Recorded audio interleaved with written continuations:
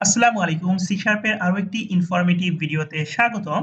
যারা আপনারা আমাদের ভিডিওগুলো দেখেন তারা অলরেডি জানেন যে আমরা সি শার্প নিয়ে স্টেপ বাই স্টেপ প্রত্যেকটা বিষয় নিয়ে টিউটোরিয়াল করতে চলেছি। তারই ধারাবাহিকতায় আজ আমরা দেখব understanding value and reference type in C sharp. Value এবং রেফারেন্স টাইপ এই দুইটি বিষয় খুবই গুরুত্বপূর্ণ। আপনারা যে কোনো প্রোগ্রামিং ল্যাঙ্গুয়েজে কাজ করেন না কেন, এই দুইটা বিষয়ের সাথে আপনারা অবশ্যই পরিচিত হবেন। তাহলে দেখি যে অ্যাকচুয়ালি সি শার্পে ভ্যালু টাইপ এবং রেফারেন্স টাইপ কিভাবে কাজ করে এবং এটার মাধ্যমে কিভাবে আমাদের কোডে বিভিন্ন ধরনের ইমপ্যাক্ট পড়ে। প্রথমত দেখতে পাচ্ছি যে C sharp is a versatile programming language that support both value type and reference type. এখানে যে বিষয়টা বলছে যে সি শার্পে ভ্যালু টাইপ এবং রেফারেন্স টাইপ দুইটি বিষয় সাপোর্ট করে। এরপরে আছে this two category of type behave directly in term of memory allocation, storage and passing value. এই বিষয়টা খুবই গুরুত্বপূর্ণ যে ভ্যালু এবং রেফারেন্স টাইপ এটা মূলত কোন কোন বিষয়ের সাথে যুক্ত। এখানে বলছে মেমোরি অ্যালোকেশন, এখানে দেখতে পাচ্ছেন আপনারা মেমোরি অ্যালোকেশন, এরপরে আছে স্টোরেজ এবং পাসিং ভ্যালুস। মানে যখনই আপনি কোনো ভেরিয়েবল অথবা কোনো আপনার লিস্ট অথবা যে কোনো ডাটা নিয়ে কাজ করেন না কেন, অবশ্যই আমরা জানি সেটা মেমোরিতে অবশ্যই স্টোর হয়, দেন সরাসরি সে ডাটাবেজে যাক অথবা আমাদের ইন মেমোরিতে অ্যালোকেট হোক অথবা আমরা জাস্ট ইনস্ট্যান্স তৈরি করে রাখি না কেন, প্রত্যেকটা বিষয়ে কিন্তু মেমোরি স্টোরেজ ইউজ করি। যেহেতু বলেছে ভ্যালু টাইপ এবং রেফারেন্স টাইপ আমাদের মেমোরি অ্যালোকেশনের সাথে যুক্ত, স্টোরেজের সাথে যুক্ত এবং পাসিং ভ্যালুর সাথে যুক্ত, তাহলে আমরা বুঝতে পারছি এটা কতটা গুরুত্বপূর্ণ একটা টপিক। এরপরে আমরা দেখতে পাচ্ছি in this tutorial we will explore the concept of value and reference type in C# and how they impact your code. পরবর্তীতে আমরা যে বিষয়টা এখন দেখব সেটা হচ্ছে যে introduction to value and reference type. আমরা প্রথমে যে দেখতে পাচ্ছি ভ্যালু টাইপ, এখানে দেয়া আছে যে ডেফিনেশন। আপনারা একটু এখানে মনোযোগ সহকারে যদি একটু লক্ষ্য রাখেন তাহলেই আপনারা বুঝতে পারবেন বিষয়টা। Value types directly content their data and instance of value type are stored in memory where they are declared. আপনি যখনই কোনো একটা ভ্যালু টাইপের ভ্যালুকে অ্যাসাইন করবেন তখন সরাসরি এটা আমাদের মেমোরির মধ্যে সে অ্যালোকেট হয়ে যায়। আমরা যখন প্র্যাকটিক্যালি করব বিষয়টা আরো ক্লিয়ারলি বুঝতে পারবো। এরপরে দেখতে পাচ্ছেন যে এই যে ভ্যালু টাইপ, এই ভ্যালু টাইপের আসলে এক্সাম্পল গুলো যদি দেই তাহলে বলতে পারি যে ইন্টিজার, ফ্লুয়েন্ট, ক্যারেক্টার, স্ট্যাক এগুলো হচ্ছে মূলত সি শার্পের ভ্যালু টাইপের উদাহরণ। এরপরে আছে মেমোরি অ্যালোকেশন। মেমোরি অ্যালোকেশনে আমরা জানি যে দুই ধরনের মেমোরি আমরা পাই, একটা হচ্ছে হিপ আর একটি হচ্ছে স্ট্যাক। তাহলে আমরা দেখতে পাচ্ছি যে হিপ এবং স্ট্যাক এই দুইটি মেমোরির মধ্যে ভ্যালু টাইপ সরাসরি কাজ করে বা ভ্যালুকে রাখে স্টোর অন আ স্ট্যাকের মধ্যে। আরেকটি বিষয় হচ্ছে এখানে অ্যাসাইনমেন্ট। অ্যাসাইনমেন্ট কিভাবে হয়, এটা সরাসরি কপি করে তার ভ্যালুকে এবং ভ্যালুকে কপি করে সে যেখানে আমরা রাখতে চাচ্ছি ওইখানে সে রাখতে পারে, বাট এটা কিন্তু সরাসরি ভ্যালুকে কপি করে তার রেফারেন্সকে না। আর একটা বিষয় মনে রাখবেন, ভ্যালু টাইপ এবং রেফারেন্স টাইপের মধ্যে সবচেয়ে দুইটি গুরুত্বপূর্ণ বিষয় হচ্ছে ভ্যালু এবং রেফারেন্স। তাহলে আমরা বুঝতে পারছি যেহেতু এটা ভ্যালু টাইপ সেহেতু সে সরাসরি একটা মেমোরি লোকেশনে তার ভ্যালুকে রাখে। এখন আমরা দেখব আমাদের রেফারেন্স টাইপে কি আছে। রেফারেন্স টাইপের ডেফিনেশন যদি আমরা একটু লক্ষ্য রাখি তাহলে বুঝতে পারবো। Reference type store A reference to the memory location of actual data. Object of the reference type are stored on the heap. তাহলে আমরা যে বিষয়টা বুঝতে পারছি যে রেফারেন্স টাইপ কিন্তু সরাসরি তার ভ্যালুকে স্টোর করে না, সে অবশ্যই ওই ভ্যালুর একটা রেফারেন্স রেখে দেন তার ভ্যালুকে স্টোর করে। এটাই হচ্ছে ভ্যালু টাইপ এবং রেফারেন্স টাইপের মধ্যে মূল পার্থক্য। এবং এটার এক্সাম্পল হিসেবে যদি ধরতে যাই তাহলে বলতে পারি যে ক্লাস, ইন্টারফেস, ডেলিগেট এগুলো মূলত হচ্ছে মানে যেগুলোকে স্বাভাবিকভাবে আমরা অবজেক্ট তৈরি করি বা অবজেক্ট ছাড়াও হয়, বাট যে জিনিসগুলোকে আমরা নিউ কিওয়ার্ড দিয়ে অবজেক্ট তৈরি করি এগুলো ম্যাক্সিমাম এবং এগুলোই হচ্ছে মূলত reference type. But new object বা নিউ কিওয়ার্ডের মাধ্যমে অবজেক্ট করা ছাড়াও কিন্তু রেফারেন্স টাইপ হয়, সেটা আমরা আমাদের প্র্যাকটিক্যালি জানবো। Memory allocation. মেমোরি অ্যালোকেশন আমি যেভাবে বলেছিলাম আপনাদেরকে যে দুই টাইপের মেমোরি হয়, সেটা হচ্ছে একটা স্ট্যাক আর একটা হচ্ছে হিপ। যেহেতু সে রেফারেন্স নিয়ে কাজ করে, সেহেতু আমরা বলতে পারি যে রেফারেন্স টাইপ সরাসরি তার ভ্যালুকে স্টোর করার জন্য একটা রেফারেন্স ক্রিয়েট করে এবং ওই রেফারেন্সটা সে হিপের মধ্যে স্টোর করে থাকে। এরপরে আমরা যদি বলতে পারি যে অ্যাসাইনমেন্টটা কিভাবে হয় রেফারেন্স টাইপে, তাহলে বুঝতে পারবো copy the reference not the actual value. সে তাহলে কি করে, যখনই আমরা রেফারেন্স টাইপের কোনো কিছুকে আমরা অন্য কোনো জায়গায় রাখতে যাই, তখন কিন্তু রেফারেন্স টাইপের যে রেফারেন্সটা সে হিপ মেমোরিতে রেখেছে, ওই রেফারেন্সটা সে অ্যাসাইন করে দেয় এবং যখনই সে ওই রেফারেন্সটা অ্যাসাইন করে, ওই রেফারেন্সের থ্রুতে ভ্যালুটা অটোমেটিক্যালি অ্যাসাইন হয়ে যায়। তাহলে আমরা বিষয়টা আশা করি কিছুটা ক্লিয়ার হয়েছি যে ভ্যালু টাইপ এবং রেফারেন্স টাইপটা কি। এখন সরাসরি চলে যাব ভিজুয়াল স্টুডিওতে। তাহলে আমরা চলে এসেছি আমাদের ভিজুয়াল স্টুডিওতে। এখন যে বিষয়টা আমরা দেখব প্রথমত, সেটা হচ্ছে যে ভ্যালু টাইপ আসলে কি। প্রথমত আমি এখানে দিয়ে নিচ্ছি যে ভ্যালু টাইপ, জাস্ট আমি এখানে দিয়ে দিলাম। এবং ভ্যালু টাইপকে বোঝার জন্য, যেহেতু আমরা ওইখানে দেখেছিলাম যে ইন্টিজার, ফ্লুয়েট, স্ট্যাক এগুলো মূলত ভ্যালু টাইপের উদাহরণ, সেহেতু আমরা সেই অনুসারেই দেখছি। আমি জাস্ট একটা ইন্টিজার টাইপের ভেরিয়েবল নিচ্ছি এবং এইখানে আমি এ নামে রাখবো ভেরিয়েবলটাকে এবং এর মধ্যে আমি অ্যাসাইন করে দেব 10 এবং আরেকটি ভেরিয়েবল নিব ইন্টিজার টাইপের, এটা রাখবো আমরা বি নামে এবং এটার মধ্যে আমরা অ্যাসাইন করে দেব এর ভ্যালুটাকে। তাহলে বিষয়টা কি হলো, আমরা ইন্টিজার টাইপের একটা ভেরিয়েবল নিলাম এবং অবশ্যই এটা একটা ভ্যালু টাইপ। যেহেতু সে ভ্যালু টাইপ, সেহেতু তার যে 10 বা 10 ভ্যালুটা আছে, সে অবশ্যই একটা মেমোরির মধ্যে রেখেছে এবং যেটা মূলত হচ্ছে একটা স্ট্যাক টাইপের মেমোরি লোকেশন। এবং বি টাইপের যে ভেরিয়েবলটা আছে, সেটাও কিন্তু একটা ভ্যালু টাইপ এবং সেটা তার স্ট্যাকে একটা জায়গা করেছে সরাসরি এবং এর ভ্যালুটাকে ডিরেক্টলি বি এর নামে একটা লোকেশন তৈরি করেছে বা জায়গা তৈরি করেছে এবং ওইখানেই মূলত এর ভ্যালুটা রেখেছে। আশা করি আমরা এটা খুব ক্লিয়ার ভাবে বুঝতে পেরেছি যে ভ্যালু টাইপের এ এবং বি দুইটি কিন্তু মেমোরিতে জায়গা তৈরি করে নিয়ে দেন তার ভ্যালুকে রেখে দিয়েছে। এখন আমরা দেখব এখানে কি হয়। প্রথমত আমরা এখানে জাস্ট একটা প্রিন্ট করি আমাদের বোঝার সুবিধার্থে, console.WriteLine, জাস্ট আমরা আউটপুটে বোঝার জন্য এটা দিয়ে দিলাম। উইদাউট চেঞ্জিং আমরা দেখব যে এ এবং বি এর মধ্যে আমাদের কোন ভ্যালুটাকে সে প্রিন্ট করে।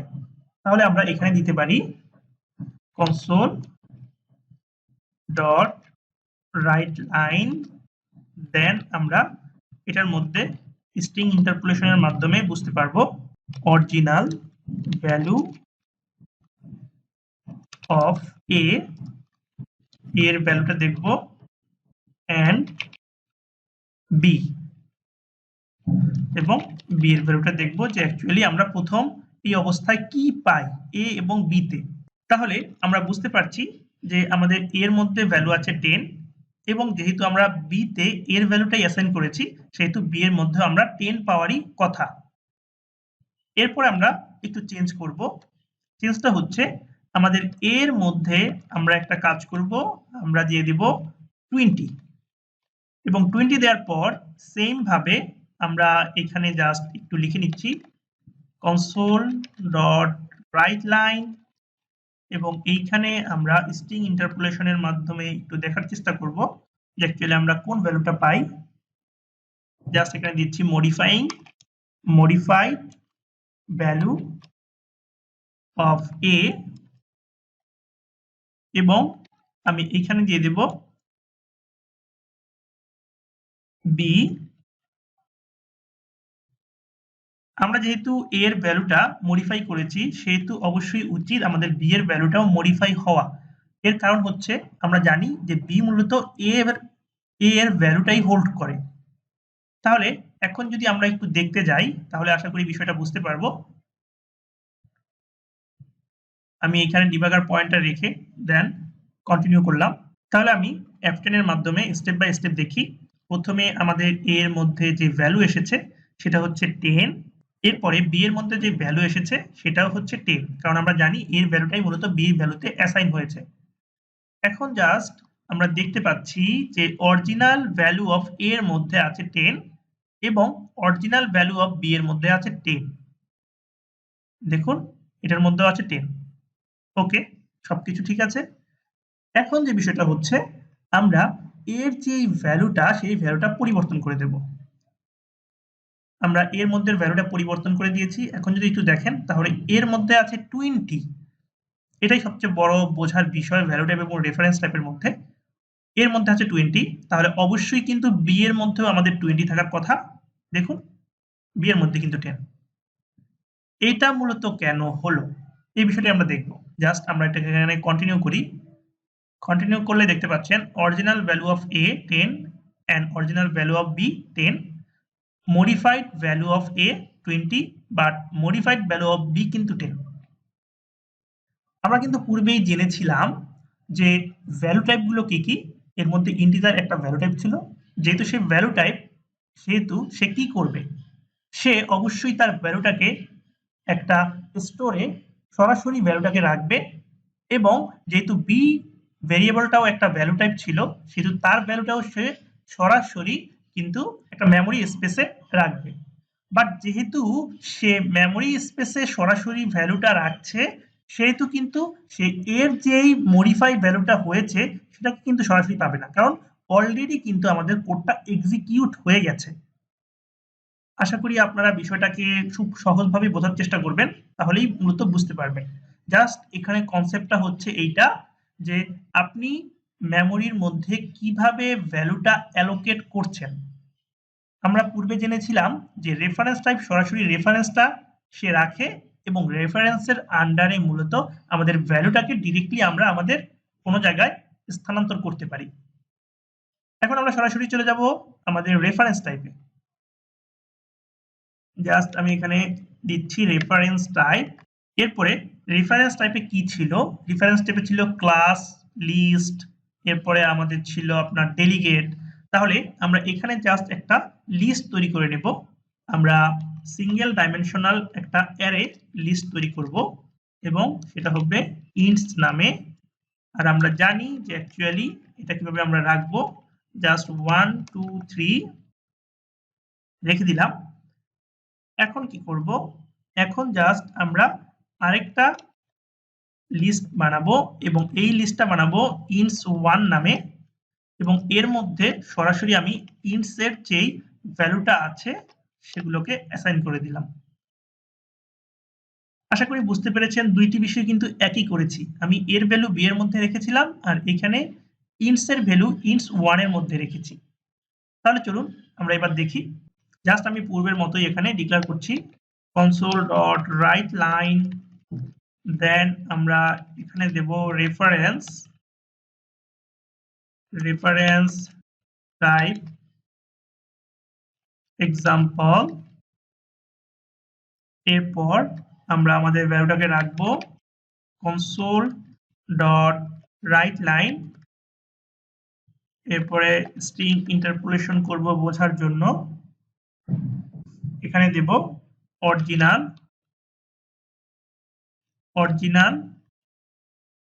Value of a of ints এর অরিজিনাল ভ্যালুটা যেটা সেটা দিয়ে দেব। এখানে আমরা একটু অ্যারেটাকে সেপারেট করার জন্য একটা স্ট্রিং, একটা জেসন স্ট্রিং এ কনভার্ট করে নেব যেন আমাদের যে ভ্যালুগুলো আছে লিস্টের মধ্যে সেগুলোকে সেপারেট ভাবে বোঝা যায়। এটার জন্য আমি জাস্ট করে নিচ্ছি স্ট্রিং ডট জেসন এবং জেসনে সেটাকে কনভার্ট করার জন্য আমরা জাস্ট এখানে দেব হচ্ছে, জাস্ট আমি কমা সেপারেট করব। এরপরে হচ্ছে আমাদের ইন্টস এর যে লিস্টটা আছে তাহলে আমরা দিয়ে দিলাম। ঠিক সেম ভাবে আমি বি এর জন্য এটা লিখে নিচ্ছি যে অরিজিনাল ভ্যালু অফ ints1, দেখুন ints1, এরপরে আমাদের এখানে দিয়ে দেব ints1টাকে তাহলে আমরা এখানে পেয়ে যাব মূলত অরিজিনাল ভ্যালুটা। এখন আমরা মডিফাই করব কি, আমরা জানি যে অ্যারে মূলত ইন্ডেক্সিং আকারে থাকে, তাহলে আমরা এখানে ধরতে পারি যে ইন্টস হচ্ছে 0 তে আছে অবশ্যই 1 ভ্যালু, তাহলে আমরা এই 0 এর মধ্যে দিয়ে দেব 10। দেখুন আমরা সরাসরি ইন্টস এর যেই অ্যারেটা আছে এটা মূলত 0 1 2 ইন্ডেক্সিং আকারে ভ্যালুগুলো রাখে, তাহলে 0 ইন্ডেক্সে 1 আছে এখন, বাট যখনই আমি 0 তে 10 রিপ্লেস করে দিলাম, এখন দেখব আমরা কি পাচ্ছি। জাস্ট আমি এখান থেকে আমাদের এই দুইটা কপি করে দেন এখানে যদি আমি পেস্ট করে এখানে দিয়ে দেই মডিফাইড ভ্যালু অফ ইন্টস, এরপর আমরা জাস্ট মডিফাই ভ্যালু অফ ইন্টস 1, কারণ আমরা জানি ইন্টস এর ভ্যালুই কিন্তু ইন্টস 1 এ আছে, তাহলে অবশ্যই ইন্টস ভ্যালুটা মডিফাই করলে আমরা ইন্টস 1 এর ভ্যালুটাও মডিফাই হয়ে যাবে। তাহলে চলুন এখন আমরা যদি একটু রান করি এখান থেকে, জাস্ট আমি এখান থেকে রান করছি, আমি এটাকে উঠিয়ে দিচ্ছি, জাস্ট এবার কন্টিনিউ। তাহলে আমরা প্রথমত দেখি যে আমাদের ইন্টস অ্যারেতে সেটা কি পাচ্ছে, সেটা মূলত দেখবেন এখন। সেটা মূলত 0 ইন্ডেক্সে 1 রেখেছে, 1 ইন্ডেক্সে 2 এবং 2 ইন্ডেক্সে 3, যেরকম আমরা বলেছিলাম। ওয়েল, এখন আমরা দেখব যে আমাদের ইন্টস 1 এ কি আছে। যেহেতু ইন্টস এর ভ্যালুটা ইন্টস 1 এর মধ্যে এসেছে, সেহেতু সেম ভাবে আমাদের ইন্টস 1 এতে দেখতে পাচ্ছেন ইন্টস 1 এ 0 1 1 2 এবং 2 3 ঠিক সেম ভাবে লিস্টটা তৈরি হয়েছে। তাহলে এখন আমরা এগুলোকে প্রিন্ট করি, জাস্ট প্রিন্ট হলো। এবার আমাদের 0 ইন্টস এর যে 0 ইন্ডেক্স আছে তার মধ্যে 10 কে আমরা অ্যাসাইন করে দিলাম। এখন যদি দেখি, দেখুন আমার ইন্টস এর মধ্যে আছে 0 তে 10, 1 এ 2 এবং 2 তে 3, এর মানে আমাদের ইন্টস এর লিস্টটা আমরা 0 ইন্ডেক্সটা মডিফাই করে দিয়েছি। এখন যদি আমি আমাদের ইন্টস 1 এ যাই, দেখবেন এটাও কিন্তু মডিফাই হয়ে গেছে। This is the actual beauty of reference type and value type. আশা করি আপনারা এই কনসেপ্টের মাধ্যমেই ক্লিয়ার হয়েছেন যে ভ্যালু টাইপ এবং রেফারেন্স টাইপটা আসলে কি। তাহলে চলুন এখন যদি আমরা কন্টিনিউ করে দেই, তাহলে দেখতে পাচ্ছেন আমাদের ভ্যালু টাইপ এক্সাম্পলে অরিজিনাল ভ্যালু ছিল হচ্ছে 10 এবং তার বি এর ভ্যালু ছিল 10, মডিফাই করার পর তার এর ভ্যালু 20 হয়েছে, কিন্তু বি এর ভ্যালু কিন্তু সেম রয়েছে। বাট আমরা যখন আমাদের রেফারেন্স টাইপে দেখতে পাচ্ছি, আমি যদি একটু বড় করে দেই বিষয়টা আপনারা বুঝতে পারবেন। অরিজিনাল ভ্যালু অফ দিস আমরা জানি, এখানে যদি আমরা একটু এখানে রাখি এটার পাশে, তাহলে আপনারা আরেকটু ভালোভাবে বুঝতে পারবেন। দেখুন আমাদের এই যে অরিজিনাল ভ্যালু, আমাদের অরিজিনাল ভ্যালু যা আছে সেই অরিজিনাল ভ্যালুতে আমরা ইন্টস এর ভ্যালু 1 2 3 রেখেছি, সেহেতু এরা খুব ভালোভাবে 1 2 3 এসেছে। এবং বি এর মধ্যে আমরা যেহেতু ইনিশিয়ালি ইন্টস এর ভ্যালুটা অ্যাসাইন করেছি, সেহেতু ইন্টস 1 এ 1 2 3 চলে এসেছে। বাট যখনই আমরা মডিফাই করেছি লিস্টটা, তখনই এই যে দেখতে পাচ্ছেন 10 আমাদের ইন্টস 1 এ আছে এবং ইন্টস এ আছে।